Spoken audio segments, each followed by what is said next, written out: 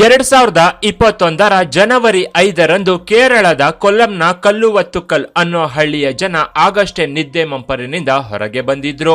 ಬೆಳ್ಳಂಬೆಳಗ್ಗೆ ಸುದರ್ಶನ್ ಪಿಳ್ಳೆ ಅನ್ನೋ ವ್ಯಕ್ತಿ ತನ್ನ ಮನೆ ಹಿಂದಿನ ಕಾಂಪೌಂಡ್ ಹತ್ರ ಬೆಕ್ಕು ಅಳೋ ಶಬ್ದವನ್ನ ಕೇಳಿ ಆಶ್ಚರ್ಯಪಟ್ಟಿದ್ದ. ಯಾಕಂದ್ರೆ ಅದು ಬೆಕ್ಕಿನ ಧ್ವನಿಯಾಗಿರಲಿಲ್ಲ, ಬದಲಾಗಿ ಮಗು ಅಳೋ ಶಬ್ದ ಅದಾಗಿತ್ತು. ಸ್ಥಳಕ್ಕೆ ಹೋದಾಗ ಮರದ ಕೆಳಗೆ ಒಣಗಿದ ಎಲೆಗಳ ಮೇಲೆ ಆಗಷ್ಟೇ ಹುಟ್ಟಿದ್ದ ನವಜಾತ ಶಿಶುವೊಂದು ಅಳ್ತಿತ್ತು. ಮಗು ಹುಟ್ಟಿದ ಮೇಲೆ ಮೈಮೇಲೆ ರಕ್ತ ಕೂಡ ಹಾಗೆ ಇತ್ತು. ಹೊಕ್ಕಳ ಬಳ್ಳಿ ಕೂಡ ಕಟ್ ಮಾಡದೆ ಹಾಗೆ ತಂದು ಎಸೆದು ಹೋಗಿದ್ರು. ಆ ಮಗುವನ್ನ ನೋಡಿದ ಸುದರ್ಶನ್ ತಕ್ಷಣವೇ ಗ್ರಾಮಸ್ಥರನ್ನ ಕೂಗಿ ಕರೆದಿದ್ದ. ಮನೆಯಲ್ಲಿದ್ದ ತನ್ನ 22 ವರ್ಷದ ಮಗಳು ರೇಷ್ಮಾಳನ್ನ ಕರೆದು ಮಗುವಿನ ಮೇಲೆ ಇದ್ದ ರಕ್ತದ ಕಲೆಗಳನ್ನ ಕ್ಲೀನ್ ಮಾಡುವಂತೆ ಹೇಳಿದ್ದ. ಹಾಲು ಕುಡಿಸೋ ತಾಯಿಯನ್ನ ಹುಡುಕಿ ಕರೆಸಿ ಹಾಲು ಕುಡಿಸೋ ಪ್ರಯತ್ನವನ್ನು ಮಾಡಿದ್ದ. ಆದ್ರೆ ಮಗು ಹಾಲು ಕುಡಿಯದೆ ಜೋರಾಗಿ ಅಳ್ತಲೇ ಇತ್ತು. ಬೇರೆ ದಾರಿ ಇಲ್ಲದೆ ಸುದರ್ಶನ್ ಗ್ರಾಮಸ್ಥರ ಸಹಾಯದೊಂದಿಗೆ ಮಗುವನ್ನ ಆಸ್ಪತ್ರೆಗೆ ಕರ್ಕೊಂಡು ಹೋಗಿದ್ದ. ಡಾಕ್ಟರ್ಗಳು ಮಗುವಿಗೆ ಸತತ 4 ಗಂಟೆಗಳ ಕಾಲ ಚಿಕಿತ್ಸೆ ಕೊಟ್ಟಿದ್ರು. ಆದ್ರೂ ಆ ಕಂದ ಈ ಪಾಪಿಗಳ ಲೋಕವನ್ನ ಬಿಟ್ಟು ಹೊರಟು ಹೋಗಿತ್ತು. ಸರಿಯಾದ ಟೈಮ್ಗೆ ಹಾಲು ಸಿಗದೆ ಇದ್ದಿದ್ರಿಂದ ಮಗು ಮೃತಪಟ್ಟಿದೆ ಅಂತ ಡಾಕ್ಟರ್ಗಳು ಹೇಳಿದ್ರು. ಆದ್ರೆ ಮಗು ಯಾರದ್ದು ಅಂತ ಮಾತ್ರ ಯಾರಿಗೂ ಗೊತ್ತಿರಲಿಲ್ಲ. ಸುದರ್ಶನ್ ಪಿಳ್ಳೆ ಜೊತೆಗೆ ಗ್ರಾಮಸ್ಥರೆಲ್ಲ ಸೇರಿ ಪೊಲೀಸರಿಗೆ ಕಂಪ್ಲೇಂಟ್ ಕೊಟ್ಟಿದ್ರು. ಮಗುವಿನ ಮೃತದೇಹವನ್ನ ಪೊಲೀಸರಿಗೆ ಒಪ್ಪಿಸಿ ತಮ್ಮ ಗ್ರಾಮವಾದ ಕಲ್ಲುವತ್ತುಕಲ್ಗೆ ಬಂದಿದ್ರು. ಕಲ್ಲುವತ್ತುಕಲ್ ಗ್ರಾಮಕ್ಕೆ ಬಂದ ಪೊಲೀಸರು ಆ ಗ್ರಾಮದ ಮಹಿಳೆಯರನ್ನೆಲ್ಲ ವಿಚಾರಿಸಿದ್ರು. ಯಾರಾದ್ರೂ ಮಹಿಳೆಯರು ಮಗುವಿನ ಮೃತದೇಹ ನೋಡಿ ಎಮೋಷನಲ್ ಆಗಿ ಹೊರಗೆ ಬರಬಹುದು ಅಂತ ಮಗುವಿನ ಮೃತದೇಹವನ್ನು ಜೊತೆಗೆ ತಂದಿದ್ರು.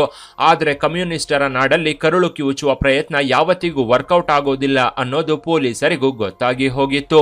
ಆಗ ಆರೋಗ್ಯ ಕಾರ್ಯಕರ್ತೆಯರ ಮೂಲಕ ಡೀಟೇಲ್ಸ್ ನ ತರಿಸಿಕೊಂಡಿದ್ರು.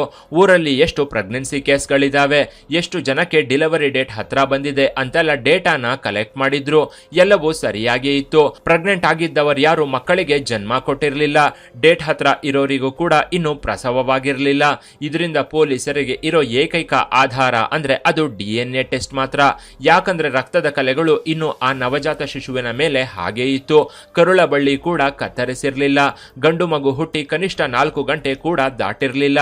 ಹೀಗಾಗಿ ಗ್ರಾಮದಲ್ಲಿ ಮಕ್ಕಳಾಗಿರೋ ಹಾಗೂ ಪ್ರೆಗ್ನೆನ್ಸಿ ಇರೋ ಮಹಿಳೆಯರ DNA ಟೆಸ್ಟ್ ಮಾಡಿದ್ರೆ ಈ ಸಮಸ್ಯೆಗೆ ಪರಿಹಾರ ಸಿಗುತ್ತೆ ಅಂತ ಪೊಲೀಸರು ಅನ್ಕೊಂಡಿದ್ರು. ಮಗು ಮೃತಪಟ್ಟ 6 ತಿಂಗಳ ನಂತರ DNA ರಿಪೋರ್ಟ್ ಪೊಲೀಸರ ಕೈ ಸೇರಿತ್ತು.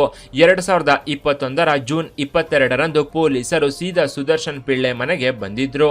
ಯಾಕಂದ್ರೆ ಆತನೇ ಮೊದಲು ಆ ನವಜಾತ ಶಿಶುವನ್ನ ನೋಡಿದ್ದ. ಮಗುವನ್ನ ಗುರುತಿಸಿ ಆಸ್ಪತ್ರೆಗೆ ದಾಖಲಿಸಿದ್ದ. ಪೊಲೀಸರು ಸುದರ್ಶನ್ ಪಿಳ್ಳೆ ಮನೆ ಒಳಗೆ ಹೋಗಿ ರೇಷ್ಮಾ ಯಾರು ಅಂತ ಪ್ರಶ್ನಿಸಿದ್ರು. ಅದಕ್ಕೆ ಸುದರ್ಶನ್ ಅವಳು ನನ್ನ ಮಗಳೇ ಅಂತ ಉತ್ತರಿಸಿದ್ದ. ಆಗ ಪೊದೆಯಲ್ಲಿ ಸಿಕ್ಕಿದ್ದ ನವಜಾತ ಶಿಶು ನಿನ್ನ ಮಗಳದ್ದೇ, ನೀನೇ ಆ ಮಗುನ ಆಸ್ಪತ್ರೆಗೆ ಸೇರಿಸಿದ್ದೆ. ಈಗ ನೋಡಿದ್ರೆ ಏನು ಗೊತ್ತಿಲ್ಲದವರಂತೆ ನಾಟಕವಾಡ್ತಾ ಇದ್ದೀರಾ, ನಮ್ಮನ್ನೇ ಯಾಮಾರಿಸ್ತಾ ಇದ್ದೀರಾ ಅಂತ ಪೊಲೀಸರು ರೇಷ್ಮಾ ಜೊತೆಗೆ ಇವಳ ತಂದೆಯನ್ನು ಪೊಲೀಸ್ ಸ್ಟೇಷನ್ಗೆ ಕರ್ಕೊಂಡು ಹೋಗಿದ್ರು. ರೇಷ್ಮಾಗೆ ಮದುವೆಯಾಗಿ ಗಂಡ ಅಬುದಾಬಿಯಲ್ಲಿದ್ದ. ಹೀಗಾಗಿ ಇವಳ ಗಂಡನನ್ನ ತಕ್ಷಣ ಬರಬೇಕು ಅಂತ ಪೊಲೀಸರು ಹೇಳಿದ್ರು. ಅಲ್ಲಿಗಾಗ್ಲೇ ಈ ಸುದ್ದಿ ಇಡೀ ಗ್ರಾಮದ ತುಂಬೆಲ್ಲ ಪಸರಿಸಿತ್ತು. ಸುದರ್ಶನ್ ಪಿಳ್ಳೆ ತನ್ನ ಮೊಮ್ಮಗನನ್ನೇ ಮರದ ಕೆಳಗೆ ಇಟ್ಟು ಡ್ರಾಮಾ ಮಾಡಿದಾನೆ ಅಂತ ಕೆಲವರು ಅನ್ಕೊಂಡ್ರು. ಆದ್ರೆ ವಾಸ್ತವವಾಗಿ ಸುದರ್ಶನ್ ಪಿಳ್ಳೆ ಮನೆಯವರಿಗಾಗ್ಲಿ ಅಕ್ಕಪಕ್ಕದ ಮನೆಯವರಿಗಾಗ್ಲಿ ರೇಷ್ಮಾ ಪ್ರೆಗ್ನೆಂಟ್ ಆಗಿದ್ದಾಳೆ ಅನ್ನೋ ವಿಚಾರ ಗೊತ್ತೇ ಇರಲಿಲ್ಲ. ಇಲ್ಲಿಂದಲೇ ಈ ಕೇಸ್ಗೆ ಅಸಲಿ ಟ್ವಿಸ್ಟ್ಗಳು ಎದುರಾಗ್ತಾ ಹೋಗಿತ್ತು. ರೇಷ್ಮಾ ಪೊಲೀಸ್ ವಿಚಾರಣೆಯಲ್ಲಿ ಶಾಕಿಂಗ್ ವಿಚಾರವೊಂದನ್ನ ಹೇಳಿದ್ಲು. ತಾನು ಪ್ರೆಗ್ನೆಂಟ್ ಆಗಿರೋದು ಮನೆಯವರಿಗೆ ಗೊತ್ತಿಲ್ಲದಂತೆ ಮ್ಯಾನೇಜ್ ಮಾಡಿದ್ದೆ. ನನ್ನ ಗಂಡನಿಗೂ ಸಹ ನಾನು ಪ್ರೆಗ್ನೆಂಟ್ ಆಗಿರೋ ವಿಚಾರ ಗೊತ್ತಿಲ್ಲ. ಲೂಸ್ ಆದ ಬಟ್ಟೆಗಳನ್ನ ಹಾಕೊಂಡು ಹೇಗೋ ಮ್ಯಾನೇಜ್ ಮಾಡ್ತಿದ್ದೆ. ತಿಂಗಳುಗಳು ತುಂಬಿದ ನಂತರ ಬೆಲ್ಟ್ ಹಾಕೊಂಡು ಹೊಟ್ಟೆ ಕಾಣಿಸದಂತೆ ನೋಡ್ಕೋತಿದ್ದೆ ಅಂತ ರೇಷ್ಮಾ ಹೇಳಿದ್ಲು. ಆಗ ಪೊಲೀಸರು ನಿನಗೆ ಡೆಲಿವರಿ ಆಗಿದ್ದು ನಿಮ್ಮ ಮನೆಯವರಿಗೆ ಗೊತ್ತಾಗ್ಲಿಲ್ವಾ ಅಂತ ಪ್ರಶ್ನಿಸಿದ್ರು. ಅದಕ್ಕೆ ರೇಷ್ಮಾ ಸಿಂಪಲ್ ಆಗಿ ಗೊತ್ತಾಗ್ಲಿಲ್ಲ ಅಂದಿದ್ಲು. ನನಗೆ ನೋವು ಕಾಣಿಸಿಕೊಂಡ ತಕ್ಷಣ ಬಾತ್ರೂಮ್ಗೆ ಹೋದೆ. ಅಲ್ಲಿ ನಿಂತ್ಕೊಂಡು ಒಳಗಿದ್ದ ಮಗುವನ್ನ ಜೋರಾಗಿ ಹೊರಗೆ ಬರುವಂತೆ ಅದುಮಿದೆ. ಆಗ ಮಗು ಕೆಳಗೆ ಬಿದ್ದು ಸತ್ತು ಹೋದ್ರೆ ಹೊರಗೆ ಬಿಸಾಕಿ ನಾರ್ಮಲ್ ಆಗಿ ಇರಬಹುದು ಅಂತ ಅನ್ಕೊಂಡೆ. ಆದ್ರೆ ಆ ಮಗು ಬಾತ್ರೂಮ್ ನಲ್ಲಿ ಕೆಳಗೆ ಬಿದ್ದರೂ ಸತ್ತಿರ್ಲಿಲ್ಲ.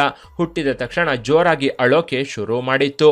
ಆಗ ತಕ್ಷಣವೇ ಮಗುವಿನ ಬಾಯಿ ಮುಚ್ಚಿ ಮನೆಯ ಹಿಂದೆ ಇದ್ದ ಮರದ ಕೆಳಗೆ ಮಗುವನ್ನ ಇಟ್ಟು ಏನು ಗೊತ್ತಿಲ್ಲದಂತೆ ಮನೆಗೆ ಬಂದೆ ಅಂತ ರೇಷ್ಮಾ ತನ್ನ ಕಥೆಯನ್ನ ವಿವರಿಸಿದ್ಲು. ಆದ್ರೆ ಪೊಲೀಸರು ಇದನ್ನ ನಂಬೋಕೆ ಸುತಾರಾಮ್ ರೆಡಿ ಇರಲಿಲ್ಲ. ರೇಷ್ಮಾ ಗಂಡ ವಿಷ್ಣು ಗಲ್ಫ್ನಿಂದ ಸೀದಾ ಪೊಲೀಸ್ ಸ್ಟೇಷನ್ಗೆ ಬಂದಿದ್ದ. ಹೀಗೆ ಬಂದವನು ನನಗೆ ನನ್ನ ಹೆಂಡತಿ ಪ್ರೆಗ್ನೆಂಟ್ ಆಗಿದ್ದಾಳೆ ಅಂತ ಗೊತ್ತೇ ಇಲ್ಲ, ನನಗೆ 3 ವರ್ಷದ ಮಗಳಿದ್ದಾಳೆ, ಮಗ ಹುಟ್ಟಿದಾನೆ ಅಂದ್ರೆ ಮಗುನ ನಾವ್ಯಾಕೆ ಸಾಯಿಸ್ತೀವಿ ಅಂತ ಕಣ್ಣೀರು ಹಾಕಿದ್ದ. ನಾನು ಗಲ್ಫ್ಗೆ ಹೋಗಿ ಬಂದಿದ್ದೀನಿ. ನನ್ನ ಮನೆ ಪಕ್ಕದಲ್ಲಿ ಒಂದು ಚಿಕ್ಕ ರೂಮಲ್ಲಿ ನನ್ನ ತಾಯಿಯನ್ನು ಬಾಡಿಗೆಗೆ ಇರಿಸಿದ್ದೀನಿ. ನನಗೆ ಇರೋಕೆ ಮನೆ ಇಲ್ಲದ ಕಾರಣ ನಾನು ಹೆಚ್ಚಾಗಿ ಅತ್ತೆ ಮನೆಯಲ್ಲೇ ಇರ್ತಿದ್ದೆ. ಕಳೆದ 1 ವರ್ಷದಿಂದ ನನಗೂ ನನ್ನ ಹೆಂಡತಿಗೂ ಮನಸ್ತಾಪವಿತ್ತು. ನಾನು ಅವಳಿಂದ ದೂರ ಇದ್ದೆ ಅಂತ ರೇಷ್ಮಾ ಗಂಡ ವಿಷ್ಣು ಪೊಲೀಸರ ಮುಂದೆ ಹೇಳಿದ್ದ. ಇದರಿಂದ ವಿಷ್ಣುಗೆ ಏನು ಗೊತ್ತಿಲ್ಲ ಅನ್ನೋದು ಪೊಲೀಸರು ಕನ್ಫರ್ಮ್ ಮಾಡ್ಕೊಂಡಿದ್ರು. ರೇಷ್ಮಾ ಹತ್ರ ಆ ಮಗು ಯಾರಿಗೆ ಹುಟ್ಟಿದ್ದು ಅಂತ ಪ್ರಶ್ನೆ ಮಾಡಿದ್ರು. ಇದಕ್ಕೆ ರೇಷ್ಮಾ ಕೊಟ್ಟ ಉತ್ತರವೇ ರೋಚಕವಾಗಿತ್ತು. ಯಾಕಂದ್ರೆ ರೇಷ್ಮಾಗೆ ಫೇಸ್ಬುಕ್ ನಲ್ಲಿ ಒಬ್ಬ ಯುವಕ ಪರಿಚಯವಾಗಿದ್ದ. ಅವನ ಹೆಸರು ಅನಂತು ಅಂತ. ನಾವಿಬ್ರು ಒಬ್ರನ್ನೊಬ್ರು ಇಷ್ಟಪಡೋಕೆ ಶುರು ಮಾಡಿದ್ವಿ. 1 ವರ್ಷದಿಂದ ನಾವಿಬ್ರು ಫೇಸ್ಬುಕ್ ನಲ್ಲಿ ಮೆಸೇಜ್ ಮಾಡ್ತಾ ಕಾಲ ಕಳೆಯುತ್ತಿದ್ವಿ. ನನಗೆ ಈಗ ಮಗ ಹುಟ್ಟಿದ್ರೆ ಅವನು ನನ್ನ ಮದುವೆಯಾಗ್ತಾನೋ ಇಲ್ವೋ ಅಂತ ನನ್ನ ಪ್ರೆಗ್ನೆನ್ಸಿಯನ್ನ ಎಲ್ಲರಿಂದಲೂ ಮುಚ್ಚಿಟ್ಟಿದ್ದೆ ಅಂತ ರೇಷ್ಮಾ ಹೇಳಿದ್ಲು. ಅನಂತು ಎಲ್ಲಿದ್ದಾನೆ ಅಂತ ಕೇಳಿದ್ರೆ ನನಗೆ ಗೊತ್ತಿಲ್ಲ ಅಂದಿದ್ಲು. ಯಾಕಂದ್ರೆ ಈವರೆಗೂ 1 ಸಲ ಕೂಡ ಅವನನ್ನ ಇವಳು ಮೀಟ್ ಆಗಿರ್ಲಿಲ್ಲ. ನನಗೆ 2 ಮಕ್ಕಳಿರೋದು ಗೊತ್ತಾದ್ರೆ ಅನಂತು ನನ್ನ ಮದುವೆಯಾಗೋದಿಲ್ಲ ಅನ್ನೋ ಭಯವಿತ್ತು. ಮಗುವನ್ನ ಸಾಯಿಸಿದ್ರೆ ನಾನು ನನ್ನ ಗಂಡನಿಂದ ದೂರವಾಗಿ ಅನಂತು ಜೊತೆ ಹಾಯಾಗಿ ಜೀವನ ಮಾಡಬಹುದು ಅಂತ ಅನ್ಕೊಂಡೆ. ಆದ್ರೆ ಅವನನ್ನ ನಾನು ಯಾವತ್ತೂ ಮೀಟ್ ಆಗೇ ಇಲ್ಲ. ಮೀಟ್ ಮಾಡೋಣ ಅಂದಾಗ್ಲೆಲ್ಲ ಅವನು ಏನೋ ಒಂದು ಕಾರಣ ಹೇಳಿ ತಪ್ಪಿಸಿಕೊಳ್ತಿದ್ದ. ಒಂದು ದಿನ ಅನಂತುನ ಮೀಟ್ ಆಗೋಕೆ 10 ಕಿಲೋಮೀಟರ್ ದೂರದ ಊರಿಗೆ ಹೋಗಿದ್ದೆ. ಅವನು ಅಲ್ಲಿಗೆ ಬರ್ತೀನಿ ಅಂತ ಹೇಳಿ ಬಂದಿರಲಿಲ್ಲ. ಅವನು ಫೋನ್ ಮಾಡುವಷ್ಟರಲ್ಲಿ ನಾನು ವಾಪಸ್ ಮನೆಗೆ ಬಂದಿದ್ದೆ ಅಂತ ರೇಷ್ಮಾ ನಡೆದ ವಿಚಾರವನ್ನೆಲ್ಲ ತಿಳಿಸಿದ್ಲು. ಇದೇ ವಿಚಾರವಾಗಿ ವಿಷ್ಣು ಕೂಡ ಪೊಲೀಸರಿಗೆ ಇನ್ನಷ್ಟು ಆಸಕ್ತಿಕರ ವಿಚಾರವನ್ನು ಹೇಳಿದ್ದ. ಈ ಹಿಂದೆ ನಡೆದ ಘಟನೆಗಳನ್ನು ನೆನಪಿಸಿಕೊಂಡು ಬದಲಾಗಿದ್ದ ತನ್ನ ಹೆಂಡತಿ ವರ್ತನೆ ಬಗ್ಗೆ ಪೊಲೀಸರಿಗೆ ವಿವರಿಸಿದ್ದ. ನಮ್ಮಿಬ್ಬರ ನಡುವೆ 1 ವರ್ಷದಿಂದ ಜಗಳ ನಡೆಯುತ್ತಿತ್ತು. ನನ್ನ ಮೇಲೆ ಇವಳಿಗೆ ಪ್ರೀತಿ ಕಡಿಮೆಯಾಗಿದೆ. 6 ತಿಂಗಳಿನಿಂದ ನಮ್ಮಿಬ್ಬರ ನಡುವೆ ದೈಹಿಕ ಸಂಪರ್ಕವೂ ಆಗಿಲ್ಲ. ಅವಳು ಯಾವಾಗ್ಲೂ ಫೇಸ್ಬುಕ್ ಅಲ್ಲೇ ಬ್ಯುಸಿಯಾಗಿರ್ತಿದ್ಲು. ಇದಕ್ಕೆ ನನಗೆ ಕೋಪ ಬಂದು ಅವಳ ಫೋನ್ ನ ಹೊಡೆದು ಹಾಕಿದ್ದೆ. ಆದ್ರೆ ನಾನು ವಾಪಸ್ ಗಲ್ಫ್ಗೆ ಹೋಗುವಾಗ ಅವಳು ಫೇಸ್ಬುಕ್ ನ ನೋಡೋದಿಲ್ಲ ಅಂತ ಹೇಳಿದ್ಲು. ಇದರಿಂದ ನಾನು ಹೊಸ ಫೋನ್ ಕೊಡಿಸಿ ಗಲ್ಫ್ಗೆ ಹೋಗಿದ್ದೆ. ಪ್ರತಿದಿನ ರಾತ್ರಿ ನಾವಿಬ್ರು ಒಂದೇ ರೂಮ್ ಅಲ್ಲಿ ಮಲಗಿದ್ರು ರೇಷ್ಮಾ ನನ್ನಿಂದ ದೂರಾನೇ ಇರ್ತಿದ್ಲು. ನನ್ನ ಜೊತೆ ಒಂದಾಗೋಕೆ ರೇಷ್ಮಾ ಇಷ್ಟಪಡ್ತಿರ್ಲಿಲ್ಲ. ಹೊಟ್ಟೆ ಸ್ವಲ್ಪ ದೊಡ್ಡದಾಗಿದ್ದಾಗ್ಲೂ ಅವಳು ಪ್ರೆಗ್ನೆಂಟ್ ಆಗಿದ್ದಾಳೆ ಅಂತ ನಾನು ಯಾವತ್ತೂ ಅನುಮಾನ ಪಟ್ಟಿರ್ಲಿಲ್ಲ. ನನಗೆ ಈ ವಿಚಾರ ಗೊತ್ತಾಗಿದ್ದೆ ಇವತ್ತು. ಇವಳು ಪ್ರೆಗ್ನೆಂಟ್ ಆಗಿದ್ದಾಳೆ ಅಂತ ಗೊತ್ತಾಗ್ತಿದ್ದಂತೆ ನಾನು ಗಲ್ಫ್ನಿಂದ ಬಂದಿದ್ದೀನಿ ಅಂತ ವಿಷ್ಣು ತನ್ನ ವರ್ಜನ್ ಕಥೆಯನ್ನು ಹೇಳಿದ್ದ. ರೇಷ್ಮಾ ತಾನೆತ್ತ ಮಗುವನ್ನೇ ಕೊಲೆ ಮಾಡೋಕೆ ಕಾರಣವಾದ ಆ ವ್ಯಕ್ತಿಯಾದ್ರೂ ಯಾರಿರಬಹುದು ಅಂತ ಪೊಲೀಸರು ಹುಡುಕೋಕೆ ಶುರು ಮಾಡಿದ್ರು. ತನ್ನ ತಂದೆ ತಾಯಿ ಹಾಗೂ ಗಂಡನಿಗೂ ಗೊತ್ತಾಗದಂತೆ ಒಂದು ಮಗುವಿಗೆ ಜನ್ಮ ನೀಡಿದ ರೇಷ್ಮಾ ಮಗುವನ್ನ ಕೊಲೆ ಮಾಡಿದ್ಲು. ಈ ಕಥೆಯಲ್ಲಿ ಇನ್ನೊಂದು ಟ್ವಿಸ್ಟ್ ಏನಂದ್ರೆ ಆ ಮಗು ಕೂಡ ವಿಷ್ಣುವಿಗೆ ಹುಟ್ಟಿದ್ದಾಗಿತ್ತು. ಯಾಕಂದ್ರೆ ಆನಂದ್ ಅನ್ನೋ ವ್ಯಕ್ತಿಯನ್ನ ರೇಷ್ಮಾ ಮೀಟ್ ಆಗಿರ್ಲಿಲ್ಲ. ಅಲ್ಲದೆ ವಿಷ್ಣು ಗಲ್ಫ್ನಿಂದ ಮನೆಗೆ ಬಂದ ಗ್ಯಾಪ್ ಅಲ್ಲಿ ಹೆಂಡತಿಯನ್ನ ಪ್ರೆಗ್ನೆಂಟ್ ಮಾಡಿದ್ದ. ಹೀಗಾಗಿ ಆ ಮಗು ವಿಷ್ಣುವಿಗೆ ಹುಟ್ಟಿದ್ದಾಗಿತ್ತು. ಹೀಗಿದ್ರು ರೇಷ್ಮಾ ಪ್ರಿಯಕರನನ್ನ ಪೊಲೀಸರು ಹುಡುಕ್ತಲೇ ಇದ್ರು. ಆಗ್ಲೇ ಈ ಕಥೆಯಲ್ಲಿ ಮತ್ತೊಂದು ರೋಚಕ ಹಾಗೂ ರಣರೋಚಕ ಟ್ವಿಸ್ಟ್ ಒಂದು ಎದುರಾಗಿತ್ತು. ರೇಷ್ಮಾಳನ್ನ ಅರೆಸ್ಟ್ ಮಾಡಿದ 2 ದಿನಕ್ಕೆ ವಿಷ್ಣು ಅಣ್ಣನ ಹೆಂಡತಿ ಆರ್ಯಾಗೆ ಪೊಲೀಸರು ಕಾಲ್ ಮಾಡಿದ್ರು. ಇದಕ್ಕೂ ಮೊದಲು ರೇಷ್ಮಾ ಯೂಸ್ ಮಾಡ್ತಿದ್ದ ಫೋನ್ ನ ಆರ್ಯಾನೇ ಯೂಸ್ ಮಾಡ್ತಿದ್ಲು. ಅದರಲ್ಲಿ ಕೆಲವು ಇನ್ಫಾರ್ಮೇಶನ್ ಬೇಕು ಅಂತ ಕೇಳ್ಕೊಂಡು ಪೊಲೀಸರು ಅವಳಿಗೆ ಫೋನ್ ಮಾಡಿದ್ರು. ಆದ್ರೆ ಅವಳು ಫೋನ್ ನ ಕೊಡೋಕೆ ಹಿಂದೇಟು ಹಾಕಿದ್ಲು. ಆಗ ಪೊಲೀಸರಿಗೆ ಇನ್ನೊಂದು ಶಾಕಿಂಗ್ ವಿಚಾರ ಕಿವಿಗೆ ಬಿದ್ದಿತ್ತು. ಅದೇ ದಿನ ವಿಷ್ಣು ಅಣ್ಣನ ಹೆಂಡತಿ ಆರ್ಯ ಹಾಗೂ ಅವನ ಅಕ್ಕನ ಮಗಳು ಗ್ರೀಷ್ಮ ಪ್ರಾಣಹರಣ ಮಾಡಿಕೊಂಡು ಸಾವನ್ನಪ್ಪಿದ್ರು.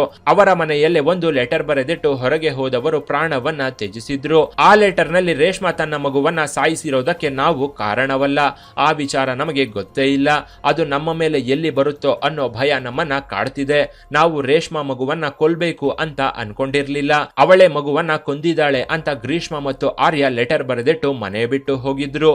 ಅಂದು ಸಂಜೆಗೆಲ್ಲ ನದಿಯಲ್ಲಿ ಇಬ್ರು ಶವವಾಗಿ ತೇಲಿದ್ರು. ಇವರಿಬ್ರು ಪ್ರಾಣಹರಣ ಮಾಡ್ಕೊಂಡಿರೋದು ಸಿಸಿಟಿವಿ ಕ್ಯಾಮೆರಾದಲ್ಲೂ ರೆಕಾರ್ಡ್ ಆಗಿತ್ತು. ಇದರಿಂದ ಅವರದು ಆತ್ಮಹತ್ಯೆ ಅಂತ ಪೊಲೀಸರು ಕನ್ಫರ್ಮ್ ಮಾಡಿದ್ರು. ಇವರಿಬ್ಬರ ಫೋನ್ ಕೂಡ ಸಿಕ್ಕಿರ್ಲಿಲ್ಲ. ಅಂದ್ರೆ ಇವರು ಪ್ರಾಣಹರಣ ಮಾಡ್ಕೊಳ್ಳೋದಕ್ಕೂ ಮೊದಲೇ ಫೋನ್ ನ ನದಿಯಲ್ಲಿ ಎಸೆದಿರಬೇಕು ಅಂತ ಪೊಲೀಸರು ಅನುಮಾನ ಪಟ್ಟಿದ್ರು. ಇದರಿಂದ ರೇಷ್ಮಾ ಲವರ್ನ ಹುಡುಕೋ ವಿಚಾರಕ್ಕೆ ಬ್ರೇಕ್ ಬಿದ್ದಿತ್ತು. ಮಗು ಕೇಸ್ನಿಂದ ಆರ್ಯ ಗ್ರೀಷ್ಮಾ ಕೇಸ್ನತ್ತ ಪೊಲೀಸರು ಡೈವರ್ಟ್ ಆಗಿದ್ರು. ಆಗ್ಲೇ ಆರ್ಯ ಹಾಗೂ ಗ್ರೀಷ್ಮಾಗೆ ಕಾಮನ್ ಕ್ಲೋಸ್ ಫ್ರೆಂಡ್ ಆಗಿದ್ದ ಮತ್ತೊಂದು ಮಹಿಳೆಯನ್ನ ಪೊಲೀಸರು ಪ್ರಶ್ನಿಸಿದ್ರು. ಈಕೆ ಈ ಕೇಸಲ್ಲಿ ಮತ್ತೊಂದು ಟ್ವಿಸ್ಟ್ ಕೊಟ್ಟಿದ್ಲು. ಆ ಟ್ವಿಸ್ಟ್ ನ ಕೇಳಿ ಪೊಲೀಸರ ಜೊತೆಗೆ ಇಡೀ ಕೇರಳ ಕೂಡ ಶೇಕ್ ಆಗಿ ಹೋಗಿತ್ತು. ಆರ್ಯ ಹಾಗೂ ಗ್ರೀಷ್ಮಾಗೆ ಕಾಮನ್ ಕ್ಲೋಸ್ ಫ್ರೆಂಡ್ ಕೊಟ್ಟ ಟ್ವಿಸ್ಟ್ ನಿಂದ ಇಡೀ ಕೇಸ್ಗೆ ಒಂದು ಎಂಡ್ ಸಿಕ್ಕಿತ್ತು. ಯಾಕಂದ್ರೆ ರೇಷ್ಮಾ ಫೇಸ್ಬುಕ್ ನಲ್ಲಿ ಚಾಟ್ ಮಾಡ್ತಿದ್ದ ಅನಂತು ಅನ್ನೋ ವ್ಯಕ್ತಿನೇ ಇರ್ಲಿಲ್ಲ. ಅನಂತು ಅನ್ನೋ ಹೆಸರಿನಿಂದ ಆರ್ಯ ಹಾಗೂ ಗ್ರೀಷ್ಮಾ ನಕಲಿ ಫೇಸ್ಬುಕ್ ಅಕೌಂಟ್ ನ ಕ್ರಿಯೇಟ್ ಮಾಡಿದ್ರು. ಅದರಿಂದಲೇ ರೇಷ್ಮಾ ಜೊತೆ ಚಾಟ್ ಮಾಡ್ತಿದ್ರು. ಪ್ರತಿದಿನ ಇಬ್ರು ರೇಷ್ಮಾ ಜೊತೆ ಚಾಟ್ ಮಾಡಿ ಎಂಜಾಯ್ ಮಾಡ್ತಿದ್ರು. ರೇಷ್ಮಾನ ಫ್ಲರ್ಟ್ ಮಾಡ್ತಾ ರೊಮ್ಯಾಂಟಿಕ್ ಆಗಿ ಮೆಸೇಜ್ ಮಾಡಿ ಇವಳನ್ನ ದಿಕ್ಕು ತಪ್ಪಿಸಿದ್ರು. ಆದ್ರೆ ಪರಿಸ್ಥಿತಿ ಈ ರೀತಿ ಬದಲಾಗುತ್ತೆ ಅಂತ ಅವರು ಊಹಿಸಿಯೂ ಇರಲಿಲ್ಲ. ಅಲ್ಲದೆ ಮದುವೆಯಾಗ್ತೀನಿ ಅಂತ ಬೇರೆ ರೇಷ್ಮಾಗೆ ಮೆಸೇಜ್ ಕಳಿಸಿದ್ರು. ರೇಷ್ಮಾ ಕೂಡ ಗಂಡನನ್ನ ಬಿಟ್ಟು ನಿನ್ನ ಜೊತೆ ಬರ್ತೀನಿ ಅಂತ ಹೇಳಿದ್ಲು. ಅನಂತು ಅನ್ನೋ ಹೆಸರಲ್ಲಿ ಆರ್ಯ ಮತ್ತೆ ಗ್ರೀಷ್ಮಾ ಫೇಕ್ ಅಕೌಂಟ್ ನ ಕ್ರಿಯೇಟ್ ಮಾಡಿ ಇಷ್ಟೆಲ್ಲ ರಾದ್ಧಾಂತ ಮಾಡಿದ್ರು. ಕೊನೆಗೆ ರೇಷ್ಮಾ ಮಗುವನ್ನ ಕೊಂದಿದ್ರಿಂದ ಈ ಕೇಸ್ ಎಲ್ಲಿ ತಮ್ಮ ತಲೆಗೆ ಸುತ್ತಕೊಳ್ಳುತ್ತೋ ಅಂತ ಭಯದಿಂದ ಪ್ರಾಣಹರಣ ಮಾಡ್ಕೊಂಡ್ರು. ಇಲ್ಲದ ಪ್ರಿಯಕರನಿಗಾಗಿ ರೇಷ್ಮಾ ತನ್ನ ಮಗುವನ್ನೇ ಕೊಂದಿದ್ದಾಳೆ ಅಂತ ಎಲ್ರೂ ಸಿಟ್ಟಾಗಿದ್ರು. ವಿಷ್ಣುವಿಗೆ ಏನೊಂದು ಅರ್ಥವಾಗಿರ್ಲಿಲ್ಲ. ತನ್ನ ಅತ್ತಿಗೆ ಹಾಗೂ ಅಕ್ಕನ ಮಗಳು ಸೇರಿ ಫೇಕ್ ಐಡಿನ ಕ್ರಿಯೇಟ್ ಮಾಡಿ ನನ್ನ ಹೆಂಡತಿಗೆ ಮೆಸೇಜ್ ಮಾಡೋ ಅವಶ್ಯಕತೆಯಾದ್ರೂ ಏನಿತ್ತು? ಇದೇ ವಿಚಾರವಾಗಿ ಆತ್ಮಹತ್ಯೆ ಮಾಡ್ಕೊಂಡ್ರ ಅಂತ ಅವನು ತಲೆ ಚೆಚ್ಕೊಂಡಿದ್ದ. ತನ್ನ ಹೆಂಡತಿ ರೇಷ್ಮಾ ಕೂಡ ಯಾವುದೋ ಮೆಸೇಜ್ ನ ನಂಬಿ ತನ್ನ ಮಗುವನ್ನೇ ಕೊಂದು ಜೈಲು ಪಾಲಾದ್ರೆ ಫೇಕ್ ಅಕೌಂಟ್ ಕ್ರಿಯೇಟ್ ಮಾಡಿ ರೇಷ್ಮಾ ಮಗುವನ್ನ ಬಲಿ ತೆಗೆದುಕೊಂಡ ಕರ್ಮ ಆರ್ಯ ಮತ್ತೆ ಗ್ರೀಷ್ಮಾನ ಬಲಿ ತಗೊಂಡಿತ್ತು. ಆರ್ಯ ಮತ್ತೆ ಗ್ರೀಷ್ಮಾ ನನ್ನ ಹತ್ರ ಹೆಚ್ಚು ಹಣವಿದೆ, ನಿನ್ನ ಮಹಾರಾಣಿಯಂತೆ ನೋಡ್ಕೊಳ್ತೀನಿ ಅಂತೆಲ್ಲ ಮೆಸೇಜ್ ಮಾಡಿದ್ರು. ಪ್ರತಿದಿನ ಪ್ರೀತಿಯಿಂದ ಮಾತನಾಡ್ತಿದ್ರಿಂದ ಅನಂತು ಜೊತೆ ನನ್ನ ಜೀವನ ಚೆನ್ನಾಗಿರುತ್ತೆ ಅಂತ ರೇಷ್ಮಾ ನಂಬಿದ್ಲು. ಇದರಿಂದ ತನ್ನ ಗಂಡನಿಗೆ ಹುಟ್ಟಿದ ಮಗುವನ್ನ ಮುಚ್ಚಿಟ್ಟು ಆ ಕಂದನ ಸಾವಿಗೆ ಇವಳು ಕಾರಣವಾದ್ಲು. ವಿಷ್ಣು ಸಹೋದರಿ ಮಗಳು ಗ್ರೀಷ್ಮಾ BBA ಓದ್ತಿದ್ಲು. 2 ವರ್ಷದಲ್ಲಿ ಇವಳಿಗೆ ಮದುವೆ ಮಾಡಬೇಕು ಅಂತಾನು ಅನ್ಕೊಂಡಿದ್ರು. ತನ್ನ ಸೋದರಿ ಮಗಳಿಗೆ ಒಂದೊಳ್ಳೆ ಗಂಡು ಹುಡುಕ್ಬೇಕು ಅಂತ ವಿಷ್ಣು ಕೂಡ ಅನ್ಕೊಂಡಿದ್ದ. ಆದ್ರೆ ಈ ಘೋರ ದುರಂತದ ಬಳಿಕ ಎಲ್ರೂ ಮೌನಕ್ಕೆ ಶರಣಾಗಿದ್ರು. ಈ ಘಟನೆಯಿಂದ 3 ಕುಟುಂಬಗಳು ದಿಕ್ಕಾಪಾಲಾಗಿ ಹೋದ್ವು. ಕೊನೆಗೆ 2024ರಲ್ಲಿ ರೇಷ್ಮಾಗೆ ಕೋರ್ಟ್ 10 ವರ್ಷಗಳ ಕಾಲ ಜೈಲು ಶಿಕ್ಷೆಯನ್ನ ವಿಧಿಸಿತ್ತು. ಇನ್ನು ಈ ಸ್ಟೋರಿ ಬಗ್ಗೆ ನಿಮ್ಮ ಅಭಿಪ್ರಾಯವನ್ನ ಕಾಮೆಂಟ್ ಮಾಡಿ. ಕೆಳಗಿನ ಡಿಸ್ಕ್ರಿಪ್ಷನ್ ಬಾಕ್ಸ್ ನಲ್ಲಿ ವಾಟ್ಸ್ಆಪ್ ಚಾನೆಲ್ ನ ಲಿಂಕ್ ಕೊಡಲಾಗಿದ್ದು ಅದನ್ನ ಸಹ ಫಾಲೋ ಮಾಡಿ. ಇನ್ನಷ್ಟು ಇಂಟ್ರೆಸ್ಟಿಂಗ್ ವಿಡಿಯೋಗಳಿಗಾಗಿ ಚಾನೆಲ್ ನ ವಿಸಿಟ್ ಮಾಡಿ.